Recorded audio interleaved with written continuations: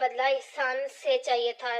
Test team کا وہ unit جلد ہی جگہ پر پہنچ گیا۔ ایک ایک منٹ قیمتی تھا۔ انہوں نے علاقے کو گھیر کر باری باری خاموشی سے شپ پر اترنا شروع کیا۔ چند بندے پکڑے اور چند کو گرایا۔ کسی کے سر پر پستول رکھ کر لڑکیوں کو پوچھا۔ بالآخر ان کو راہداری ملی ہی کہ جہاں ایک کمرے میں لڑکیاں بند تھیں، اس کمرے کا دروازہ کھول کر داخل ہونے والوں میں سب سے آگے تھا۔ اندر ایک دم روشنی کی گئی تھی۔ اندھیرا، بے ہوشی، نیم جان پڑی۔ لڑکیاں بہت ہی بری حالت میں تھیں۔ وہ تیزی سے آگے بڑھا اور حیا کو ڈھونڈنا نہ چاہا کہ ہی لڑکیوں کے چہرے دائیں بائیں ڈلتے ہوئے تھے۔ اس نے ایک ایک چہرے کو موڑ کر دیکھا کہ حیا کہیں بھی نہیں تھی۔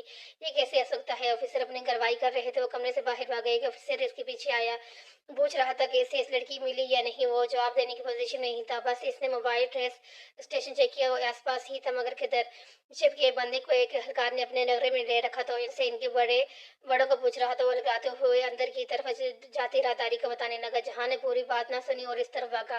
ساتھ ہی اس نے حیا کو کال ملائی۔ حیا کا فون رومنگ پر تھا۔ وہ کال نہیں جا سکتی تھی کیونکہ بیلنس ختم تھا، مگر اس نے سسٹم ہیک کر کے کال ملائی۔ اور یہ سب تب ہوا جب وہ اور اس کے ساتھی افسران دوڑتے قدموں سے راہداری سے بھاگے جا رہے تھے۔ تبھی اس نے ایک کمرے کے پیچھے سے اس کی حیا کی چیخ سنی۔ وہ رک گیا۔ اس کی آواز کو وہ اچھے سے پہچانتا تھا۔ یہ حیا ہی تھی۔ اس کا دماغ گھوم گھوم گھومنے لگا۔ وہ دیوار چیخ رہی تھی۔ اسے لگا وہ اس کو کھو چکا ہے، وہ ناکام ہو چکا ہے، وہ ایسے محفوظ نہیں رکھ سکا، وہ اپنی بھی حفاظت نہیں کر سکا۔ وہاں مزید لوگ بھی آگے تھے۔ دو افسران کمرے کے دروازے کے دراز سے اندر دھواں پیدا کرنے والی بم چھوڑنے لگے۔ وہ ہر چیز سے بے نیاز دروازے کو زور زور سے ٹھوکر مارنے لگا۔ وہ چیخ رہی تھی۔ کمرے میں یقیناً دھواں بڑھ رہا تھا اور چیخے جا رہی تھی۔ ایک مردانہ آواز بھی سنائی دے رہی تھی۔ زوردار ٹھوکر کے ساتھ دروازہ کھلا۔ وہ لوگ کسی سیلاب کی طرح اندر داخل ہوئے۔ اس وقت اس آدمی نے اس کی بیوی کو آتش دان پر پھینکا تھا اور اس کی زندگی کا سب سے تکلیف دہ منظر تھا۔ کمرے میں بہت سا دھواں پھیلا ہوا تھا۔ برف کی رات نہیں تھی، وہ آگ کی رات تھی۔ وہ کرسی پر بندھی زخمی دیکھے گئے بازو کے ساتھ آگ کے قریب اوندھے منہ گری تھی اور اس کے لباس کا دامن جل رہا تھا، مگر باقی اس کا لباس ٹھیک تھا۔ ایک افسر تیزی سے اس کے لباس کو بجانے لگا، جہاں حیا کی طرف نہیں گیا۔ وہ تیزی سے اس وسطی قد روسی کی طرف جانب بڑھا۔ اس نے اس کی بیوی کو تشدد کا نشانہ بنایا۔ اس کی ہمت بھی کیسے ہوئی کہ وہ اس کی بیوی کو ہاتھ بھی لگائے۔ سر درد، بخار، فرسٹریشن، غصہ ایک جنون تھا جو اس پر سوار ہو گیا۔ اس نے اس کی روسی کو گردن سے پکڑ کر اور پھر سے دھکیلتے ہوئے اس کا سر دیوار سے دے مارا۔ روسی نے جواب میں اس کے سینے پر زور سے لات ماری۔ وہ لمحے بھر کو سنبھل نہ سکا اور پیچھے جا لگا۔ سر پر چوٹ لگی۔ پہلے سے موجود درد جیسے پھٹنے کے قریب آ گیا تھا، مگر اگلے ہی پل وہ دیوانہ وار آگے بڑھا اور اسی کو پھر سے گردن سے دبوچ لیا۔ اسی جنون آمیز انداز میں اب اس کے سر بار بار دیوار سے مار رہا تھا۔ لہولہان ہوئے روسی نے جوابی حملے کرنے کی کوشش کی، مگر وہ نہیں رکا۔ اگر اس کا دوست افسر اس کو نہ پکڑتا شاید وہ اسے جان سے مار چکا ہوتا۔ بمشکل نوکوں نے اندرونی کو چھڑایا۔ اپنے ہونٹ سے رستا خون جیکٹ کی آستین سے صاف کرتے ہوئے خود کو افسر کی گرفت سے چھڑاتا ہوا تیزی سے حیا کی جانب بڑھا۔ تب تک وہ بے ہوش ہو چکی تھی، شاید اس نے دھواں سے بھرے کمرے میں بھی اسے پہچان لیا ہو کہ یہ مشکل تھا، مگر یہ وقت یہ بات سوچنے کا نہیں تھا۔ وہ ابھی صرف اور صرف اس کی خیریت چاہتی تھی۔ وہ زخمی تھی، اس کا خون نہیں نکل رہا تھا، مگر اس کو جلایا گیا تھا، داغا گیا تھا۔ اس کے سر پر گرم مائل گرائے تھے۔ اسے جلد از جلد طبی امداد چاہیے تھی۔ اگر وہ عبد الرحمن پاشا نہ ہوتا تو وہ سیکورٹی افسر کبھی بھی بازیاب ہونے والی لڑکیوں کی تعداد 34 سے 35 لکھنے پر اور اسے خاموشی سے اپنے دوست کو اپنے ساتھ لے جانے کی اجازت نہ دیتے۔ ٹیسٹ ٹیم نے ان کے ساتھ تعاون کیا، البتہ اسے پتہ تھا کہ اس کیس کی مزید تشخیص کے لیے اسے بار بار بلایا جائے گا اور بھلا اسے سینکڑوں دفعہ بلا لیں، مگر حیا کو نہیں۔ وہ اسے ان سب سے دور کرنا چاہتا تھا اور اس کے لیے یہی کر سکتا تھا۔ اس سب کے باوجود جانتا تھا کہ وہ اس پر کوئی احسان نہیں کرا۔ یہ سب اسی کی وجہ سے ہوا ہے۔ اس نے ہاشم کو گرفتار شدہ گان میں دیکھا ہوا، جسے کسی نے اس کے اوپر دلکتے کوئلے ڈال دیے تھے۔ ہاشم جس کو اس نے حیا کا تعاقب کرنے کا کہا تھا، وہ ہاشم اس کی بیوی کو بیچ آیا تھا۔ یہ سب اس کا اپنا قصور تھا۔ اس نے غلط آدمی پر بھروسہ کیا۔ اس نے اپنی وجہ سے حیا کو اتنا نقصان اٹھانے پر مجبور کیا۔ وہی ذمہ دار تھا اس سب کا۔ اپنے آپ کو ملامت کرتا ہوا حیا کو وہاں سے لے کے آیا تھا۔ ایک ہی جگہ تھی جہاں وہ اس کو لے کے جا سکتا تھا، جہانگیر ممی کے پاس بھی نہیں۔ ممی یا کسی بھی رشتہ دار کو کچھ پتہ لگے یہ نہیں ہونا چاہیے تھا، چاہے وہ ممی ہی کیوں نہ ہو۔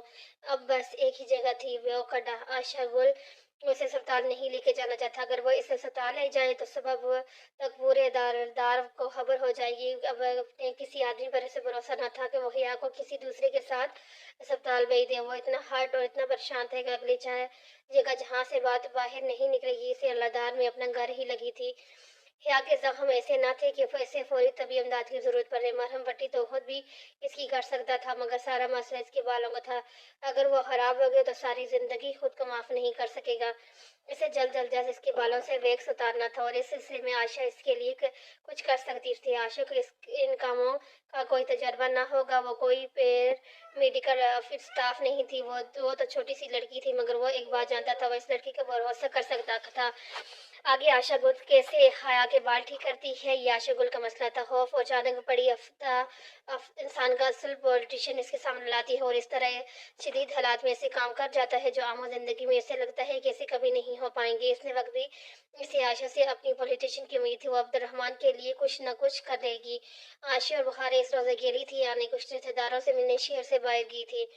वो बच्चे दरवाजे से घर में दाखिल हुआ और बेहोश जख्मी लड़की को इसने बलाई मंजिल पर बने अपने पुरतश बेडरूम के बेड पर लिटा दिया। तब भी वो बेहोश थी। वो नहीं जानती थी कि इसे कौन इधर लाया इसे बर्फ और आग की रात में। वो तेजी से जीने फलांगता नीचे आया। आशा के कमरे का दरवाजा खटखटाया, दड़ दड़ दड़। इसने दरवाजा पीट डाला। क्या हुआ? कौन? आशा सर पर स्कार्फ लिपटी नींद से घबरा कर उठी और बाहर निकली तो इसे सामने देखा हैरत से आंखें फेर गई। तुम इंडिया से कब आए? इसे तब याद आया, कलादार वालों के लिए वो इंडिया ही था। आज ही आया हूँ, मुझे तुम्हारी मदद चाहिए। ऊपर आओ। जीन्स और स्वेटर, रफ हुलिया, बिखरे बाल, इन्हें गायब। ये वो अब्दुलरहमान तो नहीं था जिसे वो जानती थी, मगर जैसे कि इसने कहा, वो दोनों बहनें उठ के इसके साथ ऊपर आई। सामना मामला इनको समझकर जहां ने जब मदद के लिए कहा तो आशा तजीब सी बेड पर पड़ी हिया को देखने लगी। तुम इसे अस्पताल ले जाओ, यही ठीक रहेगा। मुझे तो कुछ नहीं समझ आ रहा। नहीं, कल सुबह हम डॉक्टर घर पर बुला लेंगे, अभी मुझे सिर्फ इसके बाल बचाने हैं। तुम किसी तरह ये वैक्स उतार दो। तुम्हें क्यों लगता है कि मैं ये कर सकूंगी? तुम खुद ही तो कहती हो आशा गुल कभी कुछ नहीं कर सकती। इसने मलाल से कहते हुए बेहोश पड़ी लड़की के चेहरे को देखा, और अक्सर ये बात कह दे करता था कि मैं ये कर सकूंगी। तुम खुद ही तो कहते हो आशा गुल कभी कुछ नहीं कर सकती। इसने मलाल से कहते हुए बेहोश पड़ी लड़की के चेहरे को देखा। वो अक्सर ये बात कह दिया करता था ताकि आशा सब कुछ करना सीख जाए। प्लीज आशा कुछ करो, मुझे किसी पर एतबार नहीं। और अगर तुम मुझ कुछ कर नहीं सकती तो होती तो मैं फेवर लेने तुम्हारे पास क्यों आता? और इसके सामने खड़ा बहुत टूटे हुए लहजे और सस्ते चेहरे के साथ कह रहा था कि हम कोशिश करते हैं। इसके अंदाजे में कुछ था कि आशा स्वेटर की हसीने पीछे की चढ़ा दी। वो आई और गुनूदगी में लड़की के सरहाने आ बैठी। बाहर अलबत्ता सोफे में बैठी हथेली मचर गराए मेरी सोच में थी, कुछ भी करो मगर मुझे इसके बाल वापस चाहिए। वो सोफे में बैठते हुए फिर से जैसे मेहनत कर रहा था। इसके चेहरे पर जमानों का कर्ब और तकलीफ रकम थी। इसके बाल बहुत खूबसूरत है, मुझे वो वापस चाहिए। क्या वो तुम्हें अच्छी लगती है? बहारे ने बहुत सोच कर सवाल किया। आशा ने ताबीदारी नजरों से इसे घूरा, मगर वो जहाँ की तरफ मुतवज्जा थी। वो चलना हमें से देखता रहा, फिर आहिस्ता से सर इस बात में हिलाया बहुत ज्यादा। और अगर इसके बाल खराब हो जाए तो ये तुम्हें अच्छी नहीं लगेगी? बहुत, बस बहुत हो गया बहारी को। आशा ने सख्ती से टूका तो इसने मुंह बसौर कर सर झटका। वो मुझे तब भी अच्छी लगेगी। कुछ देर बाद वो मजबूत लहजे में बोला तो बहारे ने नाक सुकड़ कर मुंह फेर लिया, इसे जैसे ये बात बिल्कुल भी पसंद ना आई हो। आशी अब इसके बालों को छू कर देख रही थी। वैक्स वैक्स खींच कर उतारी जाए तो बाल को नुकसान देगी, लेकिन इसके जेल पर जोर डालना चाहे। लेकिन अगर इसको हम पिघला कर उतारे तो ये उतर जाएगी, मगर स्लीप कैप को जो नुकसान पहुंचा होगा वो तुम स्लीप के जख्मों की फिक्र मत करो, सिर्फ वैक्स उतारो। हाँ, बाज दफा हाथ पर भी गरम गरम गिर जाती है, इतना नुकसान नहीं होता। जो भी जख्म है वो भर जाएगा, मगर इसको कैसे पिघलाएं? वो वैसे ही बोली, हर कौन सी चीज है जो वैक्स खोल सकती है? आशा जमी हुई वैक्स को हाथ से छूकर देखती सोच में पड़ गई। गर्म पानी में वगैरह आशा ने नफी में सर हिलाया। हम इसका चेहरा बचाए बगैर गर्म पानी में नहीं डाल सकते। वैक्स इसकी मांग पर गिरी है, हमें बहुत उबलता हुआ गर्म पानी चाहिए होगा, मगर इसके चेहरे को वो जला देगा। सिर्फ बालों पर कुछ लगाना होगा, फिर वो एकदम चमकी। शैम्पू? हाँ, शैम्पू जो वैक्स को घोल सकते हैं। शैम्पू बालों पर लगी चीजों को घोल सकते हैं। मगर वो जोश से कहती कहती रुकी। जहाँ और बहारे मुंतजर से इसे देख रहे थे। मगर मसला ये है कि अमूमन तमाम शैम्पूज में वैक्स पहले से मौजूद होती है। हमें कोई ऐसा शैम्पू इस्तेमाल करना होगा जिसके अज्जा में वैक्स शामिल ना हो। ऐसा कौन सा शैम्पू है जिसमें वैक्स मौजूद नहीं होती? सनसिल्क वो एकदम से सर उठा कर बोला, सनसिल्क में वैक्स नहीं होती। तुम्हें कैसे पता? बहारे ने हैरानगी से सीधा, जब मैं जेल में था तो वहाँ एक मर्तबा बाथरूम में सनसिल्क की बोतल किस्मत से मुझे दी गई थी। मैंने इसके सारे अज्जा तरकीब यूज कर लिए, मुझे याद है इसमें वैक्स नहीं होते। तुम जेल में भी रह चुके हो? आशु को जहाँ शौक लगा वहाँ बहारे मारे एक्साइटमेंट के उठ के बैठ गई। वाकई तुम जेल में भी रह चुकी हो। बेहद मुतासर हो चुकी थी। हाँ, बस एक दफा गलती से, बस एक रात के लिए। तुम जाओ, तुम सनसिल्क ले आओ। मैं स्टडी में हूँ, मुझसे ये सब नहीं देखा जाएगा। मुझे सर के सौदर्द ठीक से बात ही नहीं बता पा रहा था। सो उठ के स्टडी में जा बैठा, सिगरेट जला दी। और आग को और बर्फ की रात थी। ये हाल ही के हया को नुकसान पहुंचा है। इसके सारे जिस्म को बर्फ की तरह ठंडा कर देगा, मुर्दा कर देगा था। और फिर वो आग याद आती जो इस लड़की ने सही थी। सब इसका कसूर रहा। इस आग और बर्फ की रात पर वही कसूरवार था। इसका दिल बहुत बुरी तरह से दुखा हुआ था। अंदर आशा ने बहुत मुस्तैदी से काम शुरू कर दिया। सबसे पहले इसने एक टिश्यू रोल लिया और बहुत सा टिश्यू इसने हया के सर पर इस जगह लिपट दी जहाँ वैक्स गिरी थी। फिर ऊपर से इसने हेयर ड्रायर चलाया दिया। तेज गर्म हुआ टिश्यू से गुजर कर इसके बालों को छूने लगी। आशा इस तरह हया के सरहानी कारपेट पर बैठी घुटने के बाल हेयर ड्रायर पकड़े इसके बालों के करीब आगे पीछे कर रही थी। आहिस्ता आहिस्ता टिश्यू तले जमी वैक्स पिघलकर टिश्यू में जल्द होने लगी। जैसे टिश्यू का ढेर गीला हो गया, बहारे ने जल्दी से हया के बालों से तारा और टोकरी में फेंका। तब तक आशे नया रोल खोलकर हया के बालों में लिपटने लगी। यूं थोड़ी देर बाद वो टिश्यू बदल देती। बहुत सारा वैक्स यूं ही उतर गया, यहाँ तक कि अब वैक्स की आखिरी ते बालों पर जमी रहेगी जिससे बाल नजर आ रहे थे पतली, मगर वो सबसे मुश्किल थे जिसके लिए इसे शैम्पू इस्तेमाल करना था।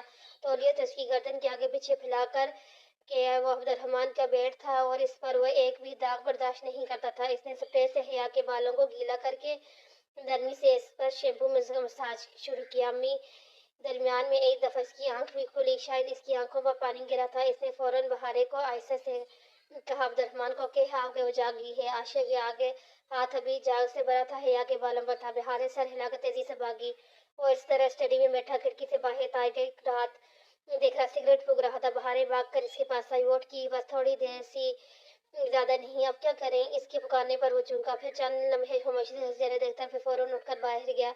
इस कर हो एटक की तरफ। जब वो वापस आया तो इसके हाथ में स्लीप से पिन थे। इसको इसके तकिए पर स्प्रे कर दो और फिर से सो जाएगी।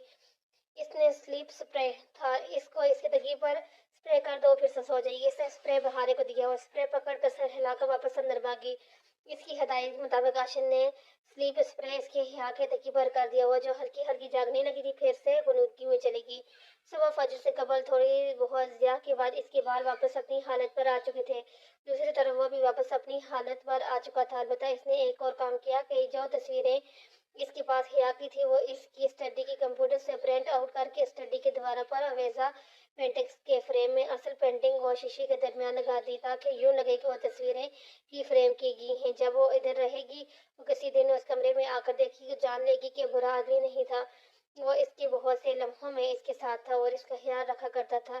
सुबह तुम डॉक्टर को ले आना, बाकी सारे काम वो कर देगी। मगर एक बात, सुबह जब वो दोनों कमरे से निकली तो महसूस खुली में सूट मोबलस बाल जेल से पीछे किए, ऐनक लगाए, ब्रीकेस लिए उठाए वापस जाने के लिए तैयार खड़ा था। क्या तुम इसको नहीं बताओगी कि मैं यहाँ आया था? बहारे, अगर तुमने मुंह से एक लफ्ज भी निकाला तो मैं तुमसे कभी बात नहीं करूंगा। ओके, मैं क्या कर रही हूँ?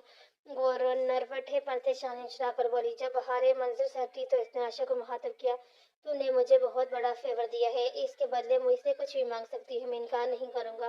वो संजीदगी से बोला तो आशा खुले दिल से मुस्कुरा दी। मैं सिर्फ इतना चाहती हूँ कि जिंदगी में दोबारा कभी अगर तुम्हें किसी बड़े फेवर की जरूरत पड़े तो तुम मुझसे जरूर मांगो। बिल्कुल, मैं दोबारा भी मांगूंगा। वो क्या होगा मैं नहीं जानता, मगर जरूर पर मैं तुम्हारे पास जरूर आऊंगा। एक बात और। कदरे रोक के इसने कुछ बताना शुरू किया जिसको सुनकर आशा के चेहरे की मुस्कुराहट गायब हो गई। वो तुम्हारी बीवी है और वो तुम्हें किसी दूसरे नाम से जानती है। फिर तुमने आने से क्यों कहा कि तुम इससे शादी करना चाहते हो? सच बोलने वाली लड़की एकदम शद्दर रहेगी। मैं सिर्फ ये जानना चाहता था कि वो किसी अमीर आदमी के लिए अपने शौक को छोड़ सकती है या नहीं। ये इतना बड़ा मसला नहीं था और अब आशा के सवालों से जान छुड़ाना चाहता था। लोग को हर वक्त आजमाता नहीं है। अब्दुलरहमान जो भी थे, तुम्हारे को ये सब मत बताना। मैं नहीं चाहता कि यहाँ किसी और के मुंह से मेरे बारे में ये सब सुनने। ऐसी सूरत में वो कभी मेरा तबाह नहीं करेगी। मैं इसे खुद सब बताऊंगा, मगर कुछ वक्त बाद। तुम बहुत झूठ बोलते हो। आशा ने दुख से ऐसे देखा और जो आप इसके तासर फिर से सपाट हो गए। पूरी रात जिस शख्स को आशा ने देखा वो चला गया और पुराना अब्दुलरहमान वापस आ गया था। جو اس تھپڑ کی بابت ابھی تک اس سے خفا تھا۔ بس ایک لمحے میں وہ ساری رات کے لیے بنا بکھرا بکھرا سا عبد الرحمن غائب ہو گیا تھا۔ کوشش کرنا، وہ کچھ دن تمہارے پاس ٹھہر جائے، میں جا رہا ہوں، فون کرتا رہوں گا، سنجیدگی سے کہہ کر وہ پلٹ گیا۔ آشا ملال سے اسے جاتا دیکھتی رہی۔ اب اسے وہاں کرنا تھا جو کر رہا تھا، چونکہ اسے واپس انڈر گراؤنڈ ہو جانا تھا، اس لیے اگلے ہی روز اس نے کال کر کے آشا کو بتایا کہ وہ واپس سے انڈیا جا رہا ہے۔ حسب معمول روانگی۔ اب وہ یہ نہیں چاہتا تھا کہ جتنے دن حیاض کے گھر میں رہے مطلع حبیب واپس آئے، ان کے ہوتے ہوئے بھی کوئی نہ کوئی ایسی بات ہو جائے کہ وہ عبد الرحمن کی اصلیت جان جائے گی۔ وہ اپنی اچھی خاصی ذہنی لڑکی تھی، وہ اسے انڈر اسٹیمیٹ نہیں کرنا چاہتا تھا۔ اگر کسی دوسری کے منہ سے وہ سنے گی تو وہ اس پر اعتبار کھو دے گی، اس لیے بہتر تھا کہ جب تک وہ اپنا غزل باکس نہ کھولے تب تک وہ عبد الرحمن کی حقیقت سے باخبر رہے۔ اس لیے اس نے آنے کے ذمے کچھ کام ایسے لگا دیے جو چند دن انہیں مزید مصروف رکھیں گے۔ بس یہ چند دن ہی تو رہے گی حیا آشا کے گھر، پھر بھلے آنے واپس آ جائے۔ خیر تھی۔ تیسرے روز جس نے آشا کو انڈین نمبر سے کال کی، وہ حیا سے بات کرنا چاہتا تھا اور اس کی آواز سننا چاہتا تھا۔ اس کے دل کو اس دن سے اب تک قرار نصیب نہیں ہوا تھا، مگر وہ اس کی بات سننا ہی نہیں چاہتی تھی۔ اگر وہ اس میں خوشی تھی تو ٹھیک ہے، اس نے نکلوا دیا کہ وہ اعلیٰ نہیں آئے گا اور نام سے ادھر رہے۔ اگر یہ حیا کے سکون کا باعث تھا تو وہ ایسے ہی کرے گا، مگر ان دنوں بار بار اس رات کے منظر اس کی آنکھوں کے سامنے آتے وہ تکلیف دہ تھے۔ حیا کے بازو داغا ہو اور WHO، ساتھ میں آخری سلاخ کے دو حروف RE جو جلد پر سلاخ ہٹانے لینے کے باعث ٹھیک سے داغے نہیں جا سکتے، وہ ابلے سے بن گئے تھے۔ وہ منظر بہت اذیت رساں تھا۔ اگر وہ دو حروف ٹھیک سے داغ دیے جاتے تو کتنا عرصہ اسے اذیت دیتے کوئی اندازہ نہیں کر سکتا تھا۔ ہاں ٹھیک ہے، سرجری سے وہ مٹ جائیں گے، مگر جب تک نہ مٹے تب تک وہ اسے اذیت دیتے تھے نا۔ کاش وہ بھی ذرا پہلے پہنچ جاتا، کاش وہ اسے جلنے کی تکلیف سے بچاتا، کاش۔ ممی البتہ پریشان تھی کہ حیا کہنے کے باوجود کیوں نہیں آئی۔ اس صبح جب وہ گھر پہنچا تو ممی نہیں تھی، انہوں نے رات کو اسے جاتے نہیں دیکھا تھا، تو اس کو معلوم نہیں تھا کہ وہ رات کہاں رہا ہے۔ دوپہر میں ان دونوں کی ملاقات ہوئی تو ممی نے بتایا کہ وہ حیا کے ہاسٹل گئی تھی اور ایک اسٹوڈنٹ نے بتایا کہ اسے اپنی میزبان فیملی کی طرف رکنا تھا، اس کے دونوں نمبرز بند آ رہے تھے۔ یہی بات ممی کو پریشان کر رہی تھی۔ اس نے ممی کو کچھ نہیں بتایا، اس کو راز رکھنے آتے تھے، بس اسے تسلی دی کہ فون خراب ہو گیا ہوگا، فکر نہ کریں۔ البتہ عاشق کو اس نے فون تاکید کری کہ وہ حیا سے کہے کہ وہ اپنے گھر فون کر لے۔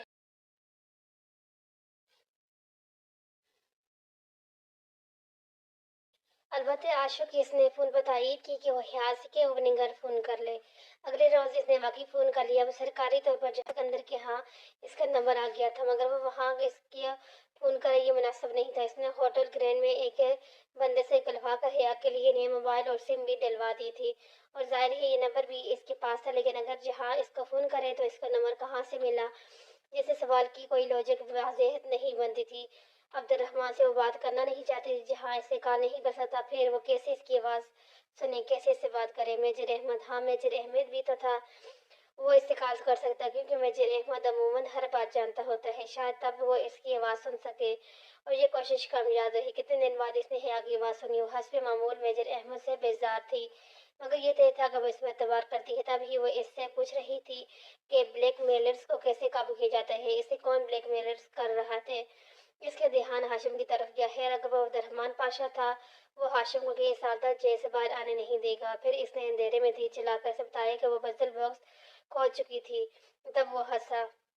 اس کا لاکر ابھی تک خالی تھا۔ جب اس نے ویڈیوز رکھی ہی نہیں تو کیسا انکشاف؟ وہ تلملا کر فون رکھنا چاہتی تھی، مگر وہ اس کو مزید سننا چاہتا تھا، یہاں تک کہ وہ سو گئی، مگر وہ اس کی خاموشی سنتا رہا۔ اس وقت وہ اپنے ریسٹورانٹ کے کاؤنٹر پر بیٹھا رزرویشن کے فرائض سے سر انجام دے رہا تھا، وہ اپنے کام نپٹا رہا تھا۔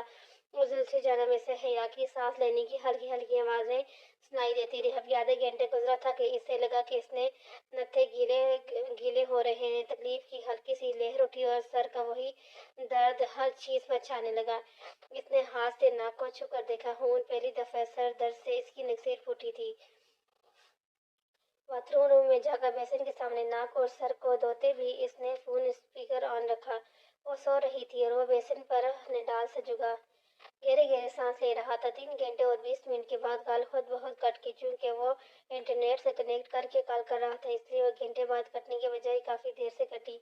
موبائل بند کرتے ہوئے اب بالآخر اس نے فیصلہ کر لیا کہ اسے اپنا چیک اپ کروا لینا چاہیے، کہیں نہ کہیں کچھ غلط تھا۔ अगली सुबह हिया ने इसे अपना नंबर भेज दिया। इसे नंबर मिलते ही इसे फ़ोन किया। यानी क्या करने का कोई बात ना थी, बस वो इससे बात करते रहना चाहता था। अगले रोज़ वो सिर्फ इससे मिलने अलादार आए थे। इसने आशा से कह दिया था कि जब वो बोर्ड पर आए तो बहारे को साथ ना लाए। आशा जाहिर नहीं करेगी, मगर बहारे छोटी बच्ची ही तो थी। सो आशा ने सही किया। खुली फजा में कुर्सी में बैठे नाश्ता करते इसने चंद एक बार खरीदने की कोशिश की, मगर हिया ने नहीं बताया कि आशा बहारे से इसकी दोस्ती कैसे हुई, ना ही ये कि इसके जख्म कैसे आया। वो अभी इस पर तबाह नहीं करती थी।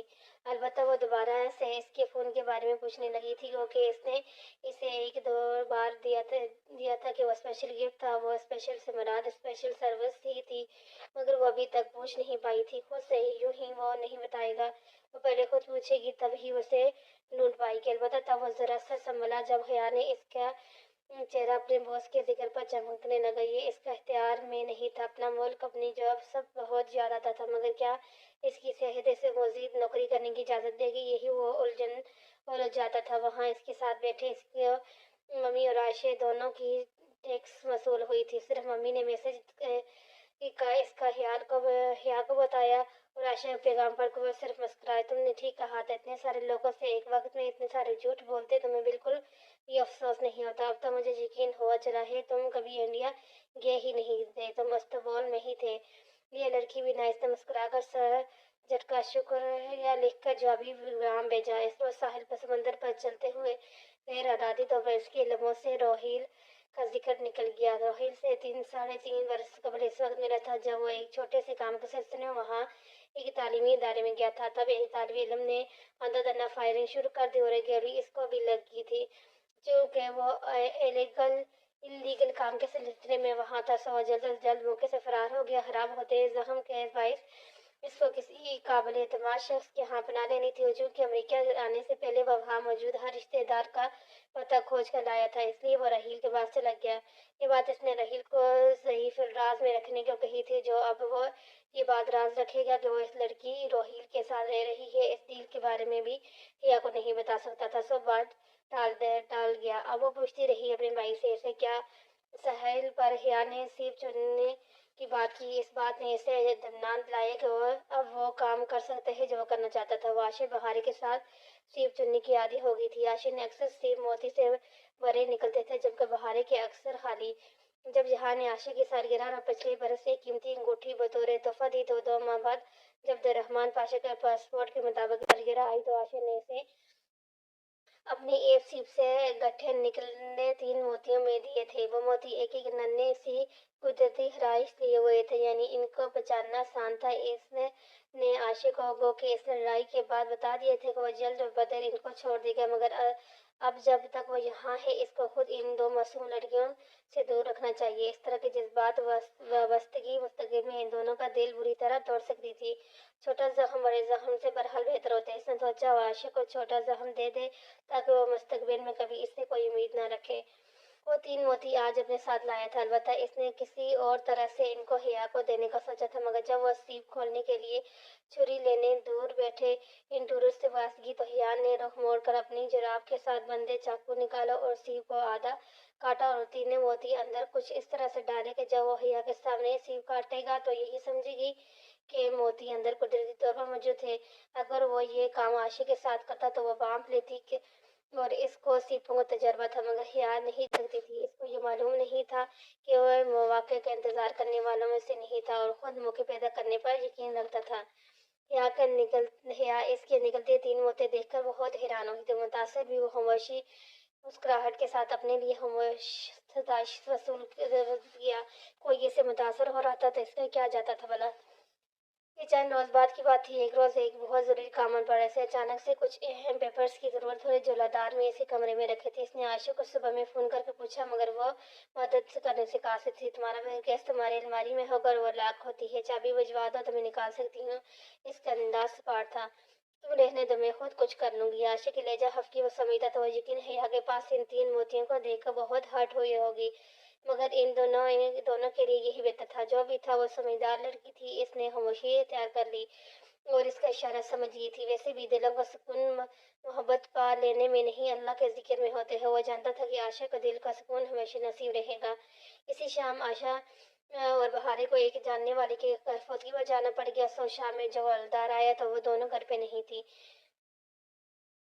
जहाँ घर के कोई दरवाजे खोल के एक अलग थलग बने जीने से ऊपर अपने कमरे में आ गया। कमरे के जब एक चाबी आयशा के पास और दूसरी इसके पास थी।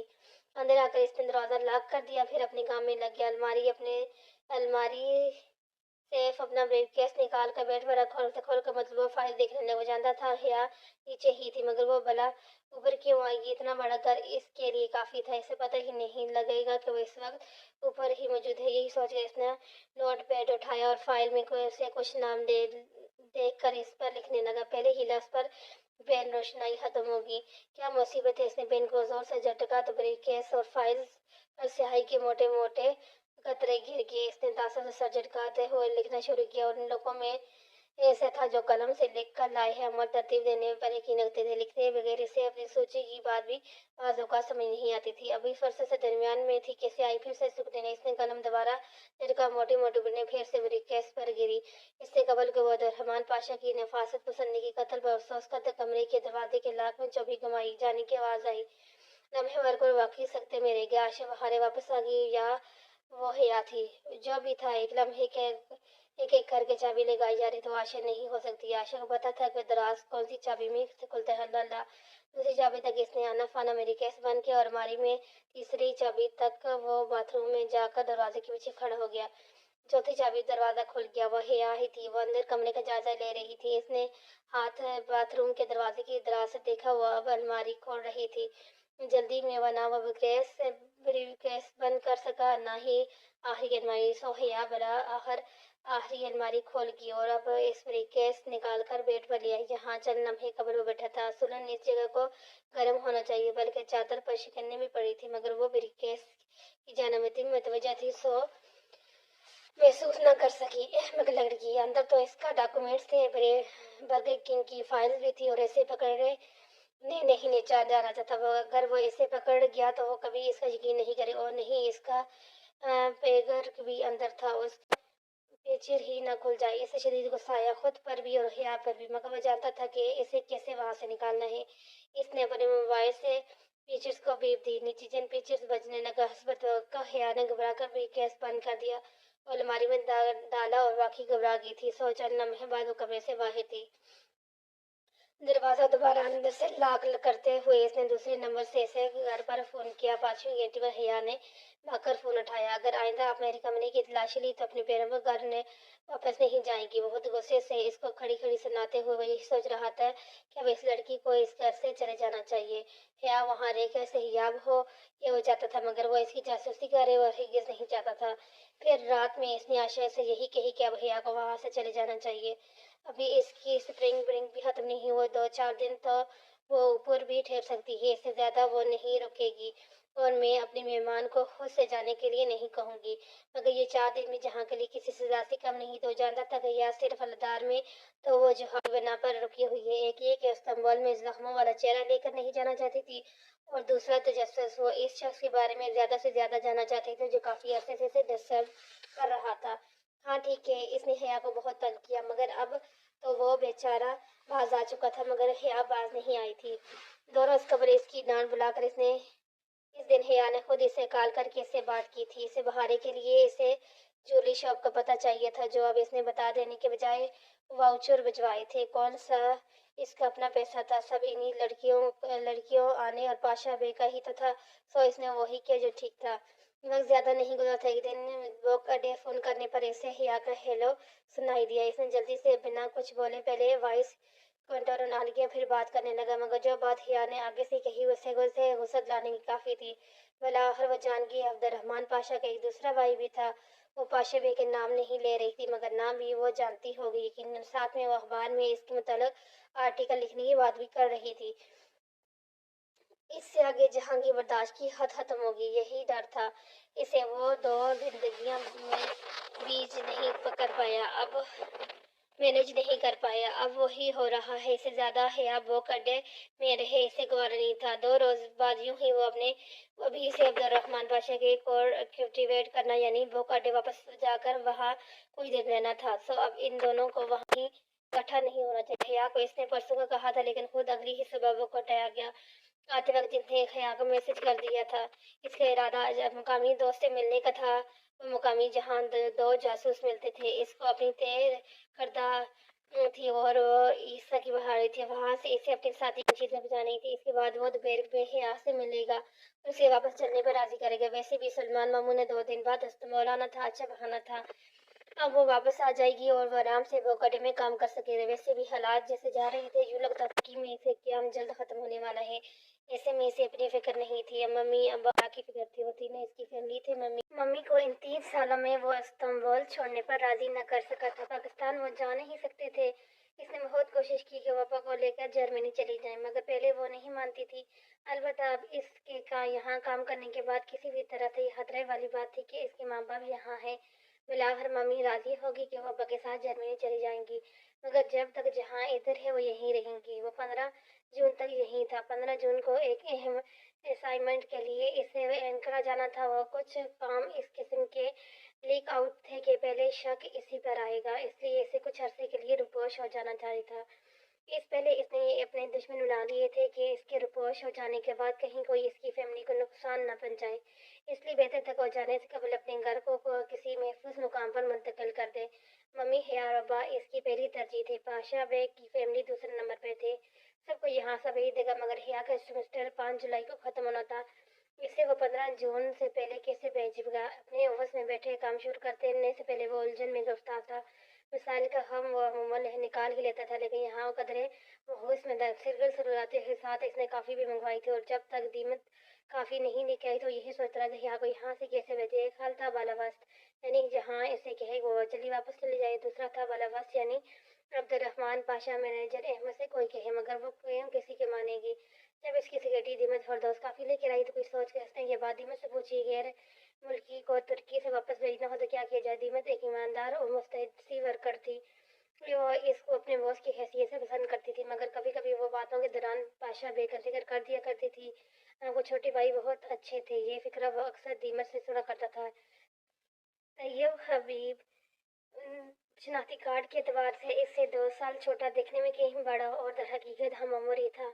नीमत को पाशा बे की तबीयत की बेतकलीफी पसंद थी। क्यों ना वो खुद बादशाह है कि अब्दुलरहमान हो या जहाँ हो, इसकी तबीयत और मिजाज एक जैसे ही रहता था। वो अब्दुलरहमान पाशा के रूप में भी इतना ही संजीदा मिजाज खामोश था और कदर तल्ख था जितना वो फितरी तौर पर था। नीमत इसको पसंद करती थी, मगर चूंकि बादशाह बे बरअक्स जहाँ ने हॉट ग्रेड की गैर कानूनी सरगर्मी के लिए इस्तेमाल करना शुरू कर दिया था, इसलिए दीमत इसके सिम के लोगों की होटल की आमद से ज़रा उलझी रहती थी। खैर इसकी सारी दुखती रगे वो जानता था। इसको पता था कब किसको कहाँ जदवाना है।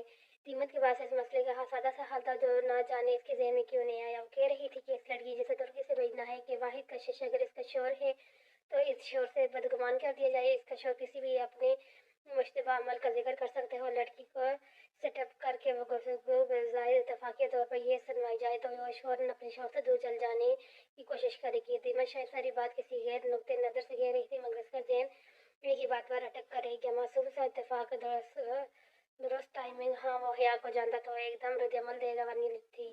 एकदम से बड़े फैसले ले लेने वाली लड़की, जिस चीज़ से वो बचता रहा था कि कहीं पकड़ा ना जाए। अगर वो चीज़ हो भी जाए तो वो राज हद खुद जान ले कि जहाँ ही अब्दुलरहमान है तो वक्ती तौर पर बेशक इसका एतबार खो देगा, लेकिन बाद में वो सारी हकीकत जान लेगी तो वही बदगुमानी दूर हो जाएगी। 15 जून से चंद दिन कबल ही इसके इम्तहानात ख़त्म थे।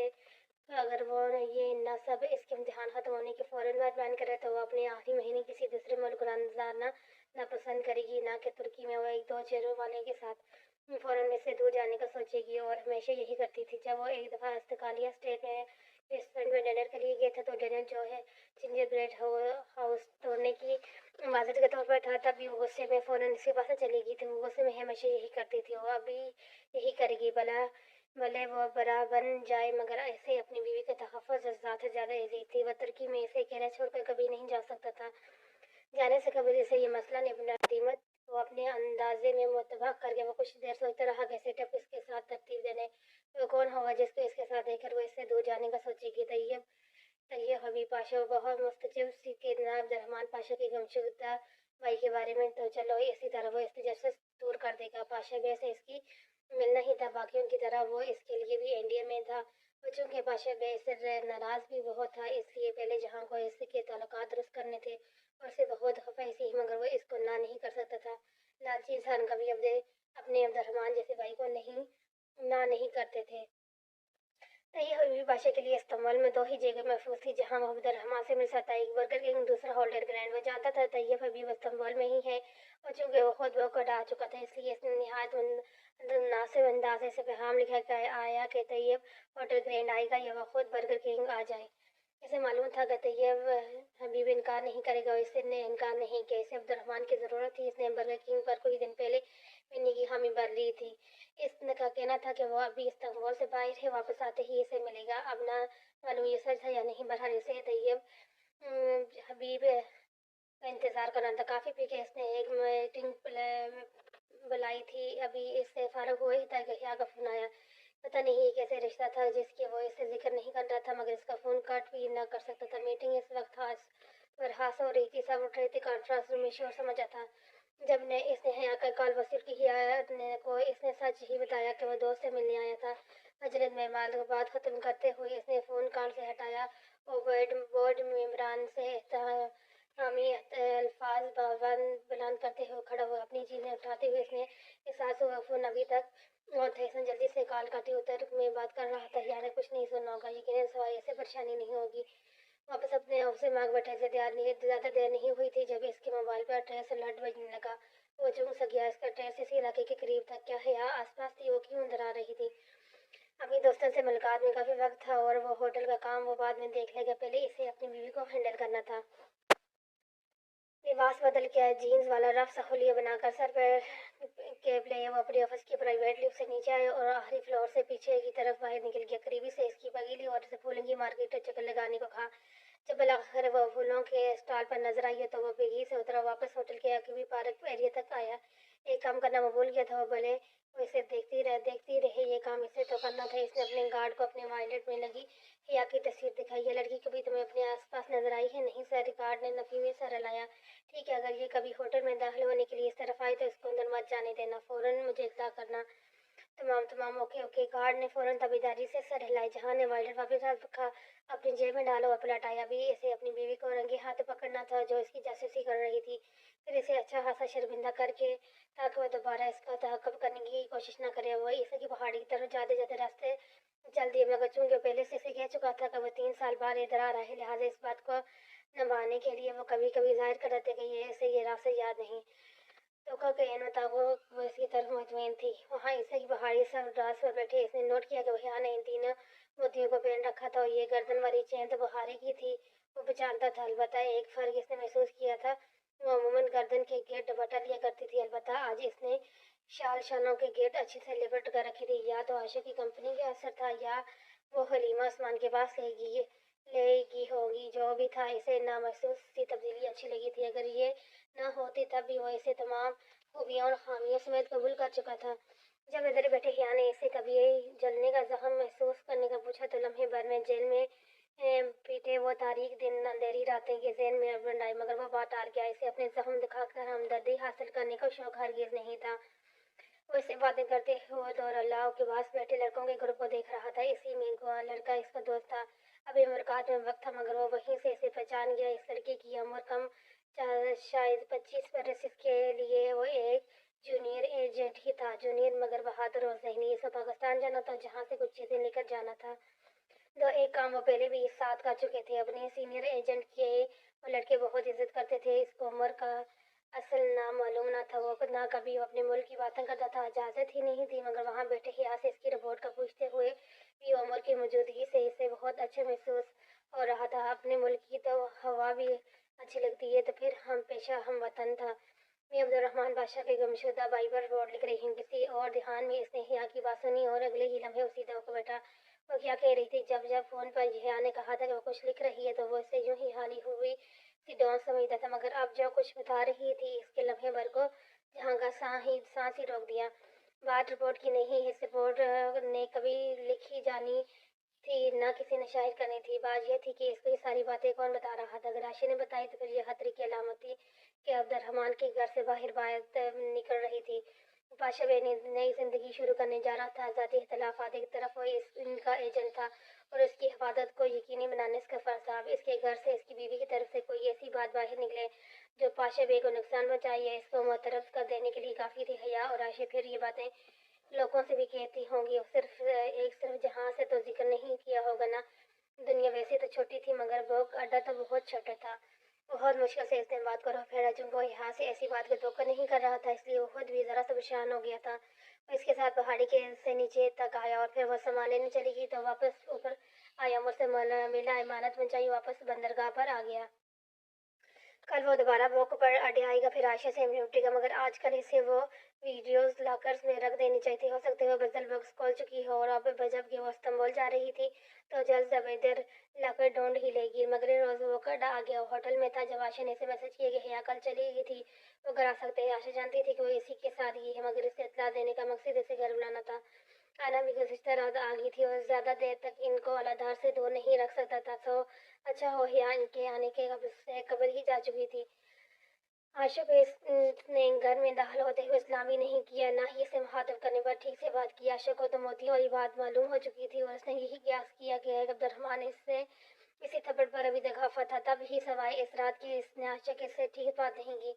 वो फिर से माजरत करने आई थी, मगर जहाँ के हया को पाशा बे के मुतालिक बताने पर छिड़कने में रोहफ होकर वापस चली गई। वो स्टडी से मतलब बची अशिया लेकर पलटने लगा था कि इसकी नज़र में इस पर रखे बजल बॉक्स बड़ी।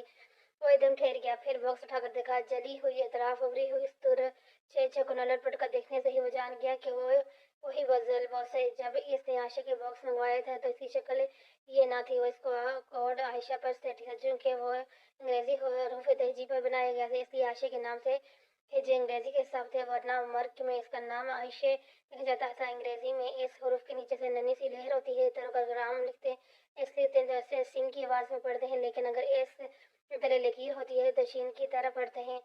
बाद में जहाँ ने इसको खोलने लेने के बाद इसको कोड टास्क सेट कर दिया। वहाँ स्टडी में खड़े खड़े इसने कोड को ऊपर से नीचे किया, टास्क पर बॉक्स खुल गया। अंदर इसके लॉकर की स्लिप, चाबी और कागज वैसे ही पड़े थे। फिर इसने बॉक्स बंद किया और स्लाइड्स आगे पीछे की और वहीं खड़े खड़े सोचना चाहा कि इसने लापरवाही की है। वो अपनी बीवी को कोया से ज्यादा हद हो गई है, जो चीज़ इसने बहुत ही एहतियात से पहुंचाई थी इसको यूं इधर भूल गई चली गई। इससे गुस्सा बहुत आया मगर दबा गया। अब आप क्या करें, ये बॉक्स यहीं पड़ा रहने दे, मगर ऐसी सूरत में ये बॉक्स किसी मुलाजिम आशी के हाथ लग सकते हैं और आशी से वो वैसे ही जरा मोहतात रहता था।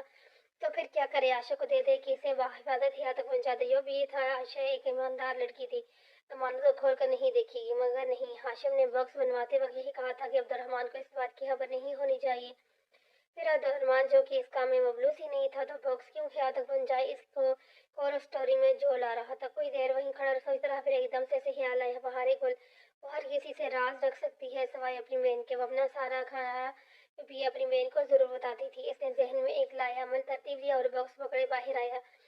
ये तो है आगे है, इसने सवाल बहारे नहरे से बॉक्स को देखते हुए बताया। यही वो भूल गई कल इसका कजन से लेने आया था, इसे जल्दी में जाना पड़ा। तुम्हें पता है इसका कजन बहुत हैंडसम है, इसने बड़े इश्तियात से बताया। बहारे ने हिया के कजन को कहाँ देखा, इसने चुप हुआ, मगर जानबूझकर इसकी बात नजरअंदाज करते हुए बहारे से सवाल लात पूछने शुरू किए। बॉक्स किसने हिया को दिया हो, किसने, वगैरह वगैरह। वो चाहता था कि क्या पकड़ा जा सकता है या नहीं, मगर लगता था हिया को सिर्फ बॉक्स खोलने में दिलचस्पी थी, इसने भेजने वाले की ज्यादा तहकीक नहीं की थी।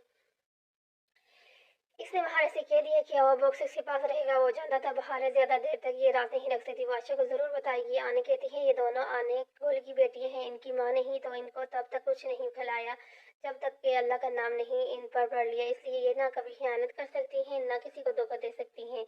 बहारे को लाख आशा के दर्द से चिढ़ हो आखिर में थी तो आशा की बेनोहया की इमानत, ईमान की इमानत इस तक जरूर पहुंचाएगी।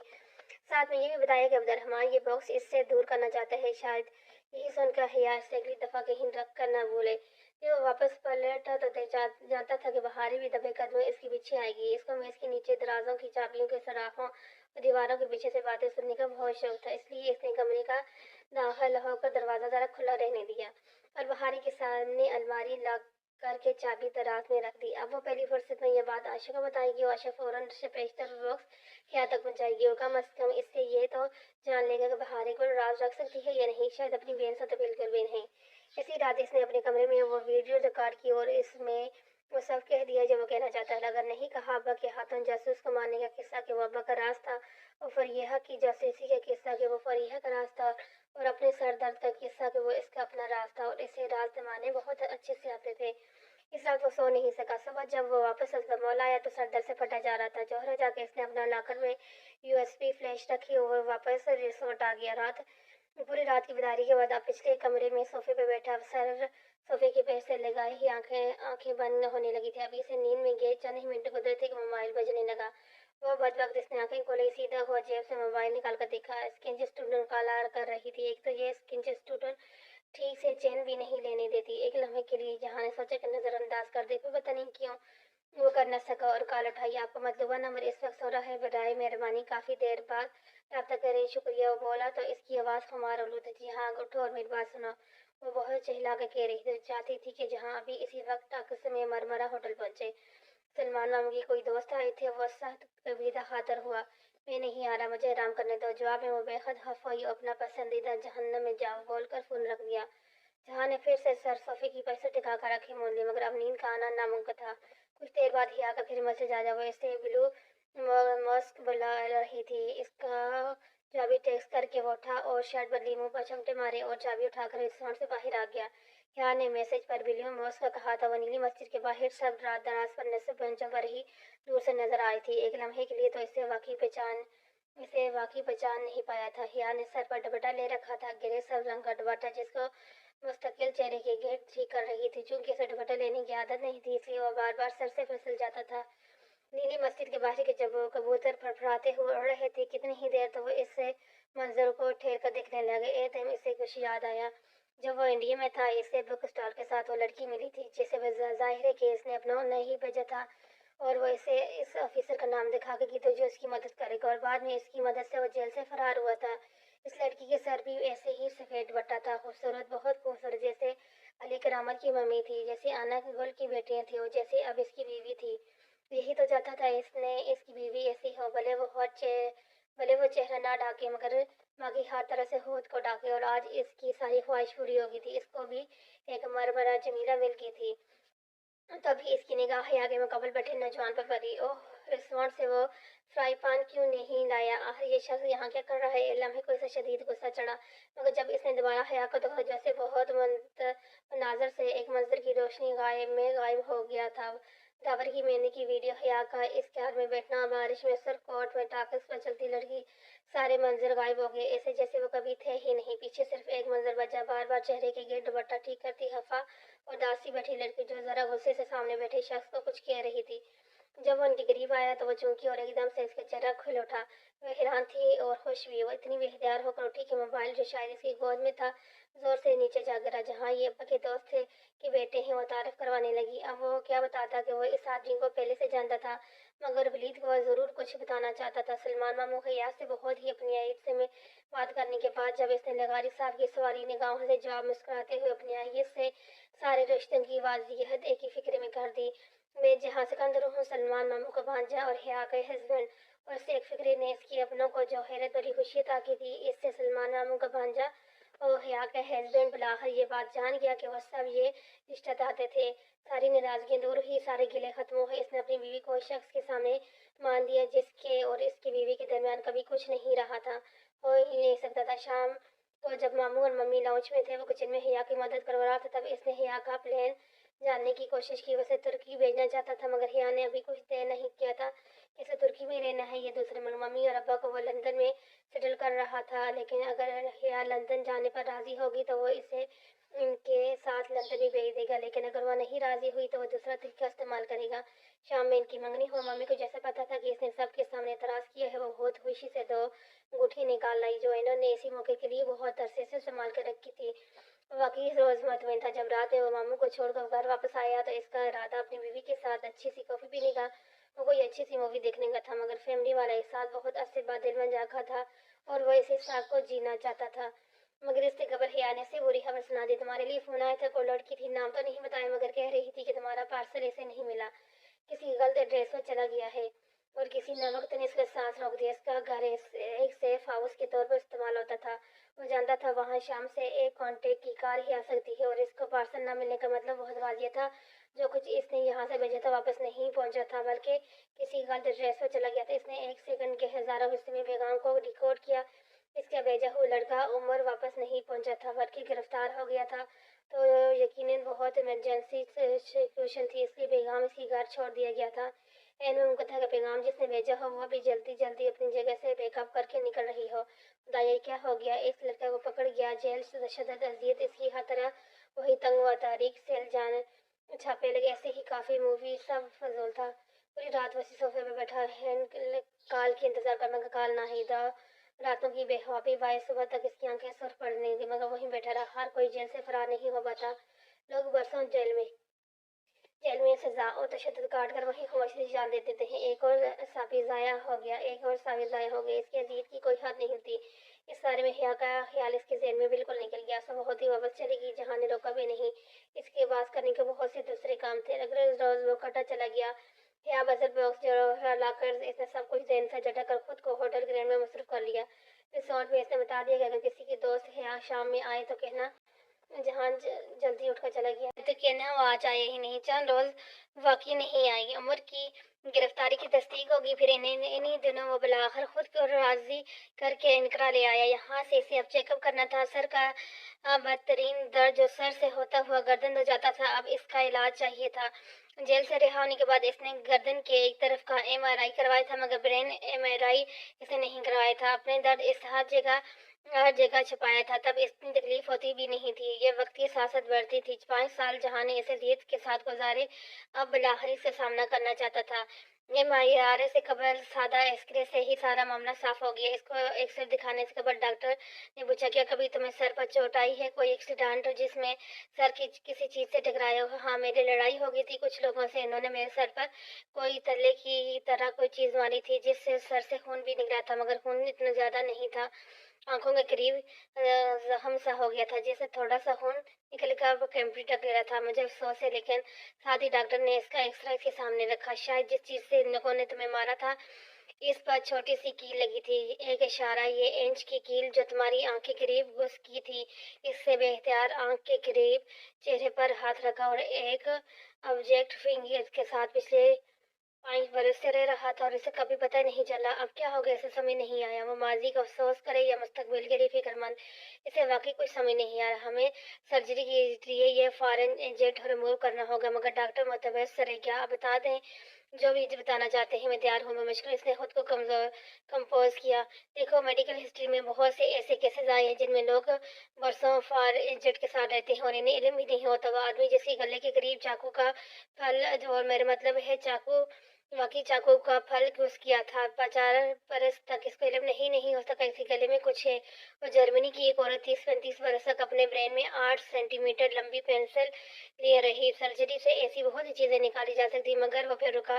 اس ننھی سی کیل سے تمہارے اوپٹس نیور کے بالکل ساتھ پھنسی ہے، چند ملی لیٹر بھی آگے پیچھے ہوئی تو تم اندھے ہو جاتے۔ اب اس سرجری کا کم از کم اس میں رسک نہیں لوں گا، اس کی کامیابی کے چانس کم اور تمہارے اندھے ہونے کے چانس زیادہ تھے۔ وہ خاموشی سے عادتاً نچلا لب دانتوں سے دباتا سنتا گیا۔ کبھی وہ سوچتا تھا وہ بہت خوش قسمت ہے کہ وہ بغیر کسی مستقبل انجری کے جیل سے باہر آ گیا، فوج کے لیے نکارا نہیں ہوا، مگر وہ غلط تھا۔ جیل افسران نے اس سے پہلے دن کہا تھا کہ کوئی ان کی جیل سے مرا یا افواج ہوئے بغیر نہیں جاتا۔ وہ ٹھیک کہتا تھا، وہ بالکل ٹھیک کہتا تھا۔ پھر میں کیا کروں؟ بہت دیر اس نے پوچھا تو ڈاکٹر نے نفی میں سر ہلائے۔ تم دوسری رائے کے لیے کسی اور کے پاس جا سکتے ہو، باہر چلے جاؤ، جرمنی بہتر رہے گا۔ یقیناً کوئی مجھ سے اچھا سرجن یہ رسک لینے پر تیار ہو جائے گا۔ وہ رات بہت ریلیف دیتی، ایک طرف سر درد، اب نصیر پھوٹتا، دوسری طرف اندھا ہونے کا خدشہ۔ وہ کسی کا انتخاب کرے، کیا اس کیل کو سر میں رہنے دے یا پھر نکلوانے کا خطرہ مول لے؟ اگر وہ اندھا ہو گیا یا پاچ ہو گیا، کیریئر ختم ہو گیا، ملک کی خدمت ختم، حکومت کے لاکھوں روپے خرچ کر کے اس کا تربیت لانا ختم، زندگی ختم۔ सुबह वो सीधा रेस्टोरेंट आया। आज पहली दफ़ा इसका दिल किसी काम में नहीं ललचा रहा था। ज़िंदगी पहले भी मुझे बेयकीन थी, मगर अब तो मज़ीद बेयकीन हो गई थी। केरन का ख़त्म होना इसकी ज़िंदगी के ख़त्म के होने के बराबर था। मगर फिर भी वो रिस्क ले लेगा। खतरा लिए बगैर भी कोई ज़िंदगी होती है भला?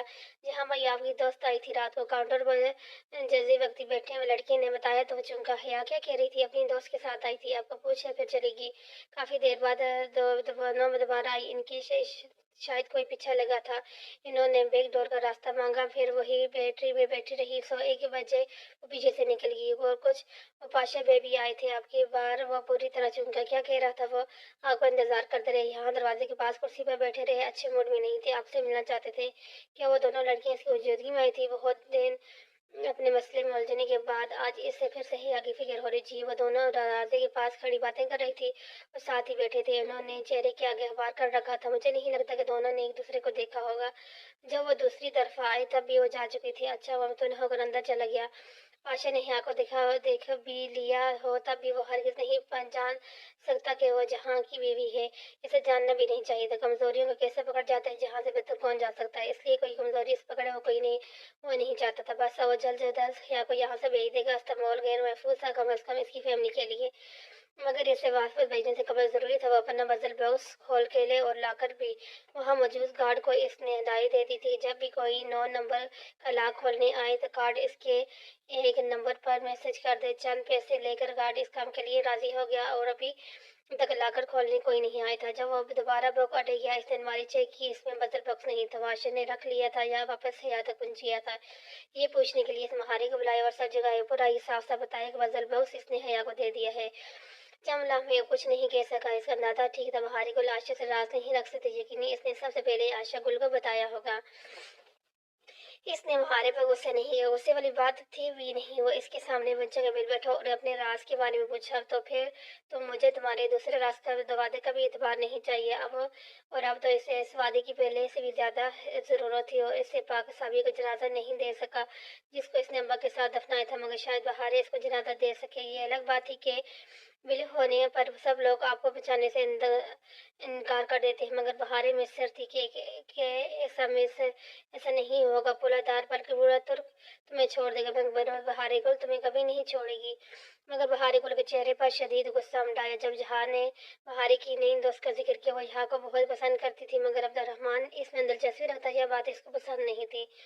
अपनी कज़न को पसंद करती है और इसका कज़न बहुत हैंडसम है। इसने अपने तने अब्दुलरहमान को मुकाबले का एहसास दिला। बहार ने यहाँ का कज़न कहाँ दिखा ये वो बाद में आयशा से पूछेगा, लेकिन अभी इसे रहमान के मुतालिक यहाँ की राय जाननी चाहिए। तो वो फौरन बोली, ये सच है कि इसे तुम बिल्कुल भी पसंद नहीं हो। तब वो बहारी के सामने से उठ गया। वो ज्यादा देर रुका तो गया तो बहारे समझी कि अब्दुलरहमान ने इसे माफ कर दिया है। जब गवाशा की तरह इसे भी ये भी तासर देना चाहता था कि वाफी इतनी जल्दी बुलाने वाले में से नहीं है। तब बहारे ने इससे पहले लिखने वाले की बाबत पूछी और जरा चुनका फैला इल्मी जारी की। मगर इसकी अगली बात ने जहाँ का वक्तन चुनका दिया। इसने क्यों नजरअंदाज कर दिया कि वो बॉक्स इसने बहारे को दिया था और वो जो हया को दिया था। दोनों की पहली लिखाई का अंदाज एक सा था, जबकि एक अवतरवान ने दिया था, दूसरा मेजर अहमद। दोनों को एक सा नहीं होना चाहिए था। हया ने महसूस कर लिया तो आयशा ने भी कर लिया होगा। अब्दुलरहमान का असल तारुफ मेजर अहमद आयशा को नहीं पता था।